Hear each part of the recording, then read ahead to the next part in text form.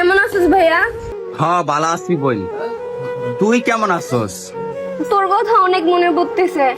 অনেক তো বড় বড় গলা কথা বললি, আমার বিয়েতে আসবি। ওই বিদেশ থেকে তো আসলি না। কত ইচ্ছা ছিল তোর বিয়াতে থেকে আমি অনেক আনন্দ করুম, কিন্তু প্রবাসে তো আইসি বোন, টাকা ইনকাম করতে হইব। আর সেই টাকা ইনকাম কইরা তোর আমি সুখ কিনা দিয়া যাবো। কিন্তু কই তুই? তুই তো অনেক দূরে। কান্দিস না মা, মোবাইলটা আমার কাছে দে। বাবারে, বিয়ের শেষে কিন্তু জামাইরে 5 লাখ টাকা দিতে হইব। টাকাটা বাজান সময় মতো পাঠাই দিও। আচ্ছা আব্বা, আপনি কোনো টেনশন করেন না। আমার বোনের সুখের লইগা আমি প্রবাস থেকে 5 লাখ টাকা পাঠাই দিমু যৌতুকের লইগা, কেমন? নে নে বাবা, তোর বোনের লোকে কথা ক। ভাই, তোর কথা আমার খুব মনে পড়ে রে ভাই। আমারও বোন, তোর কথা অনেক মনে পড়ে। একটা বার আজকে তোকে যদি আমি জড়ায় ধরতে পারতাম। আমি এখন অনেক দূরে, চাইলো তোর কাছে আমি আইতে পারুম না রে। বোন, তুই শ্বশুর বাড়িতে খুব ভালোভাবে থাকিস, তোর জামাইয়ের কথা শুনিস, শ্বশুর শাশুড়ির খেদমত করিস। ভাই ভাই, তুই আমার ভুললা যাইস না ভাই। তুই আমার প্রতিনিয়ত কল দিস। তুইও বোন আমার মনে রাখিস, এই প্রবাসী বাইরে বুইলা যাইস না। আমি তোর বোন খুব ভালোবাসি রে, খুব ইচ্ছা ছিল তোর বিয়াতে থাকমু, অনেক মজা করুম, কিন্তু প্রবাসী আইছি বোন, আমার টাকা কামাইতে হইব, অনেক টাকা।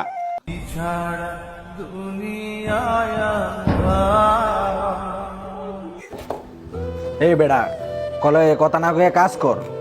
আমাকে চোখের পানি কেউ দেখবো না, আমরা প্রবাসী মানুষ। বোন, আমি ফোনটা রাখি, তুই কিন্তু ভালোভাবে চলিস, বুঝছস? আর জামাইয়ের লগে বেদবি করিস না। আল্লাহ হাফেজ।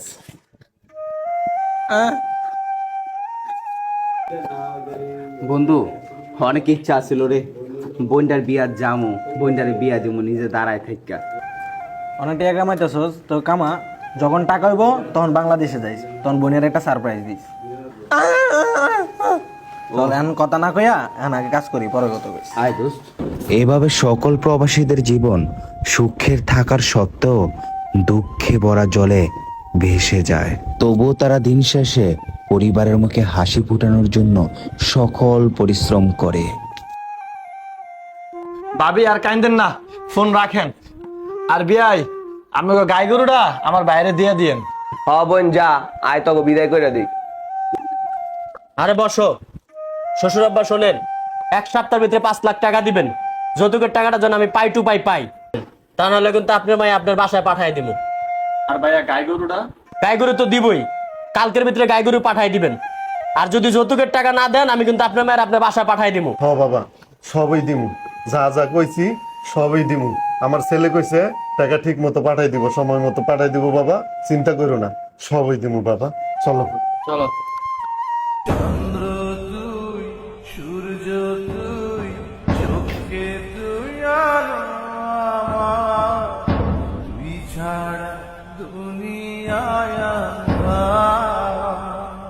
তোর কি হয়েছে আব্বা? আমার বোন ঘুমাই রয়েছে কে? এ বোন, হোট দেখ, আমি তোর প্রবাস থেকে কত কিছু লয়ে আইছি। তুই কি আমার লগে রাগ করছস? মজা করিস না, আর মজা করিস না তুই।